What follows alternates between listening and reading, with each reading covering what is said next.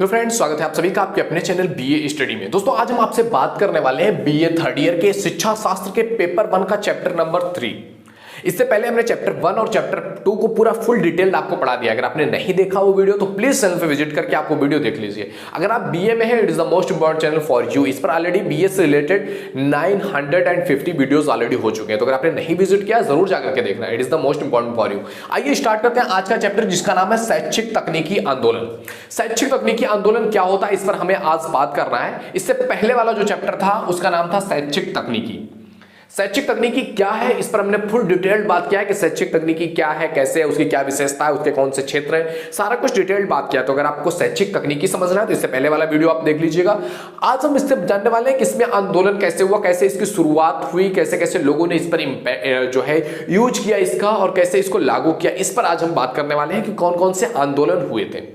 तो अगर हम इनका इन डिटेल जानने की कोशिश करें तो इसका शुरुआत या इसका शैक्षिक तकनीकी का विकास जो की बात करें तो 1926 में ही इसके बारे में बात किया गया था। इस पर विकास स्टार्ट हो चुका था। यह बात कहां पर किया गया था? सिडनी प्रेसी विश्वविद्यालय। यह विश्वविद्यालय का नाम है सिडनी प्रेसी विश्वविद्यालय।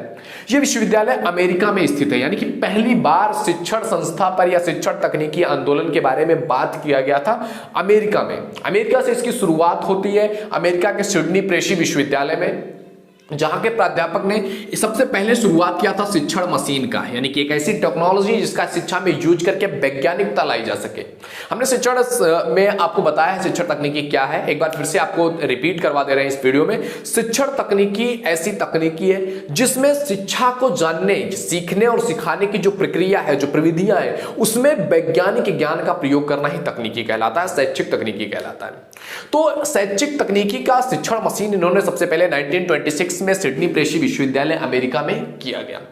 तो यहां से धीरे धीरे उसका क्या हुआ, विकास होना शुरू हो गया कि कैसे कैसे क्या क्या चीजें इंप्लीमेंट किया गया। शुरुआत में कुछ चीजें इंप्लीमेंट किया गया, जैसे कि अगर आप बात करोगे तो शुरुआत में जब गुरुकुल हुआ करते थे, गुरुकुल जाते थे, गुरु को देख करके ही वो हर एक चीज अपने जीवन के एस्पेक्ट सीखा करते थे। लेकिन फिर क्या हुआ बाद में कि वो एस्पेक्ट हटा, यानी कि जो सीखते थे गुरु से डायरेक्टली देख करके, वो धीरे धीरे बुक्स पर आना स्टार्ट हुआ। किताबें आई, किताबों के बाद कॉपीज आई, कॉपीज के बाद फिर धीरे धीरे ब्लैक बोर्ड आया, ब्लैक बोर्ड से फिर इस तरह का व्हाइट बोर्ड आया, फिर आपका एलईडी स्क्रीन आ गया, फिर उसके बाद स्मार्ट टीवी आ गया, टच टीवी आ गया। तो ये सब क्या है, ये चीजें क्या हो रही है, धीरे धीरे अपग्रेड हो रही हैं। और उसके बाद जब कोई चीज आ गया, एक वीडियो के रूप में आने लगा, इंटरनेट के रूप में आने लगा। पहले क्या होता था, एक वीडियो सीरीज बना दिया गया या टेलीविजन पर टेलीकास्ट करवा दिया गया, किसी दूरदर्शन के माध्यम से करवा दिया, किसी चैनल पर उसको दिखा दिया गया। धीरे धीरे क्या हुआ कि आपने यूट्यूब पर देखना स्टार्ट कर दिया, फिर सोशल मीडिया आ गया, फिर ओटीटी प्लेटफॉर्म्स आ गए। तो इस तरह से क्या हुआ, धीरे धीरे क्रमिक विकास होता गया। ये धीरे धीरे एक एक आंदोलन आया, लोगों ने देखा कि मतलब इसके आगे क्या अपॉर्चुनिटी है और उसको ग्रैब करके एक नई चीज ला करके सामने रख दिया। तो इसी तरह से अगर हम बात करें कि शैक्षिक तकनीकी का विकास कैसे हुआ, तो सबसे पहले ही बात करते हैं इसमें अभिक्रमित अनुदेशन। यानी कि सबसे पहले क्या हुआ कि एक विचार आया, एक अनुदेशन आया कि हाँ कुछ ऐसा किया जा सकता है कि जो हमारी ये पद्धतियां हैं इसमें कुछ ना कुछ चेंज होना चाहिए, कुछ वैज्ञानिकता आनी चाहिए, कुछ तर्क शक्ति आना बहुत इंपॉर्टेंट है। इसलिए इस पर बात किया गया और इसको स्टार्ट किया गया, चाहे सिडनी के विश्वविद्यालय में रहा हो 1926 में, शिक्षण मशीन का उपयोग किया गया हो, शिक्षण मशीन लाया गया हो। तो फिर दिखाया गया कि हाँ हम कुछ ऐसी चीजें भी कर सकते हैं जिससे कि हम एक बार पढ़ा दें और वो शिक्षण मशीन के रूप में काम करता रहे। यानी कि एक बार हमने किसी चीज को फीड कर दिया, किसी चीज को एक बार कंप्यूटर में फीड कर दिया, फिर वो उसी से काम होता रहे। तो इस तरह का माइंडसेट आया। फिर दूसरी चीज इसमें आया क्या, दृश्य श्रव्य सामग्री, यानी कि एक ऐसी सामग्री लाया गया जिसमें देखा भी जा सकता हो और सुना भी जा सकता हो। जैसे कि पहले आप अगर बात करोगे तो रेडियो थे, रेडियो में हम क्या कर सकते थे, सुन सकते थे, कोई न्यूज हो गया उसको सुन सकते थे, किसी के गाने हो रहे हैं उसको भी हम सुन लिया करते थे। लेकिन आगे क्या हुआ, टेलीविजन आ गया जिसमें हम दृश्य भी कर सकते हैं और श्रव्य भी कर सकते हैं, ऐसी सामग्री आ गई। फिर टेलीविजन के माध्यम से अलग अलग चीजें स्टार्ट होना, बहुत सारी चैनल्स आ गए, बहुत सारे ब्रॉडकास्ट आ गए जिन्होंने अलग अलग चीजें जो है टेलीकास्ट करना स्टार्ट किया, चाहे वो मूवीज रही हो, चाहे गाने हिट रहे हो, या फिर कोई स्टडी से ही रिलेटेड चीजें हो, दूरदर्शन या क्रिकेट रहा हो। हर चीज का क्या हुआ, धीरे धीरे प्रसारण शुरू हुआ जिसको लोगों ने देखना और सुनना एक साथ होने लगा, यानी कि श्रव्य दृश्य सामग्री जिसको कहते हैं। उसके बाद क्या हुआ कि कार्य विश्लेषण हुआ कि कोई चीज है तो उसको क्या किया जाए कि विश्लेषण किया जाए कि ये कार्य है, इसका ये स्पेसिफिक कार्य है।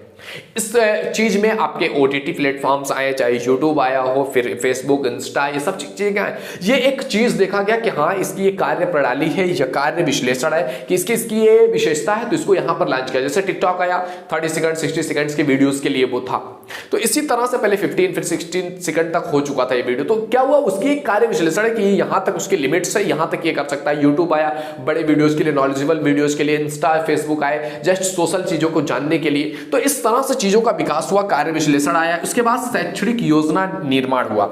इसके बाद शैक्षिक परियोजना लाने के लिए, शैक्षिक तकनीकी लाने के लिए योजना बनाया गया, गवर्नमेंट के द्वारा भी उस पर एक्शन लिया गया, दुनिया की सभी गवर्नमेंट्स के द्वारा एक्शन लिया गया लगभग, जिन्होंने भी शिक्षा को महत्व दिया, शिक्षा के बारे में जानने की कोशिश किया। उन विद्यालयों में, उन विश्वविद्यालयों में इसका इंप्लीमेंटेशन शुरू हुआ। और इसके बाद आया प्रणाली विश्लेषण।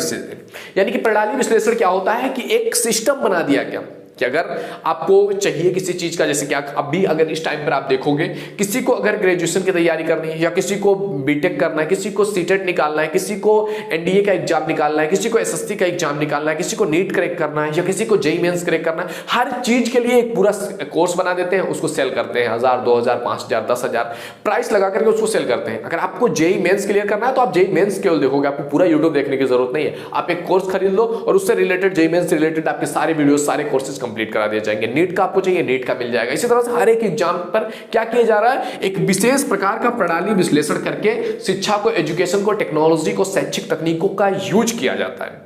अब ये चीजें थी, इस तरह से धीरे धीरे विकास होता गया और अभी इस लेवल पर एजुकेशन आ चुका है। ये 2020 कोरोना आने की वजह से एजुकेशन जो 25 में आने वाला था ऑनलाइन, वो इसी समय आ चुका है ऑनलाइन।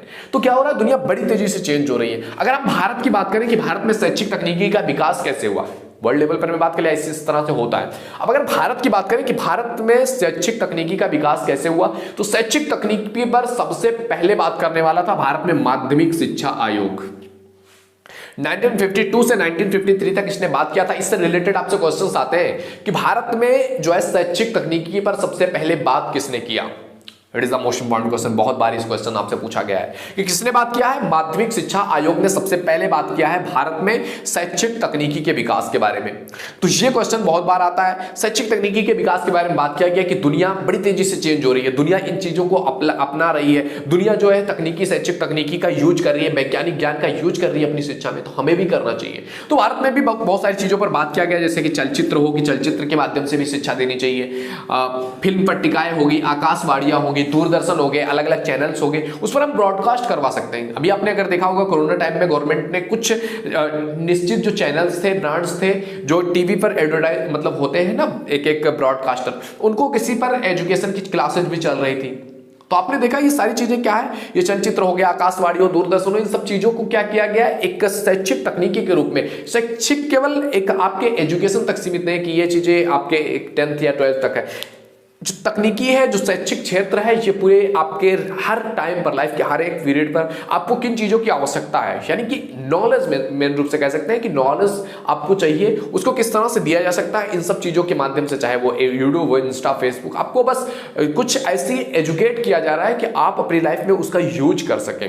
तो इस तरह से चीजें हुई। इस पर सबसे पहले एक्शन से लिया गया किसके द्वारा, माध्यमिक शिक्षा आयोग। फिर एनसीईआरटी ने भी उस पर अपना गठन किया और उन चीजों को इंप्लीमेंट किया अपने अंदर। फिर सीईटी ने, जिसको हम कहते हैं शैक्षिक तकनीकी केंद्र, उन्होंने उसको अपनाया।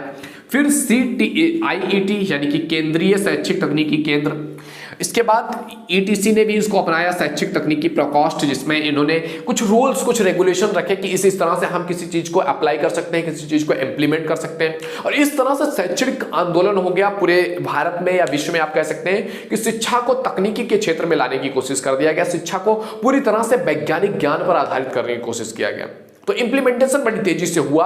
अगर हम 21वीं शताब्दी की बात करें कि दुनिया में सबसे ज्यादा चेंजेस ये 21 ईयर्स में हुए हैं। जितना पिछले 2000 सालों में नहीं चेंज हुआ है, उतना इस 21 साल में पूरी दुनिया चेंज हुई है। शैक्षिक तकनीकी का यूज किया गया है, हर एक फील्ड में लाइफ के तकनीकी का यूज किया गया है, क्योंकि टेक्नोलॉजी बड़ी तेजी से ग्रो हुआ है। तो इस तरह से शैक्षिक आंदोलन हुआ, चाहे वो तकनीकी का विकास रहा हो। सबसे पहले शुरुआत कहां से हुआ, अमेरिका से, कौन से विश्वविद्यालय से, ये क्वेश्चन आते हैं आपके। सिडनी प्रेसी विश्वविद्यालय से शिक्षण मशीन का यूज किया गया सबसे पहली बार।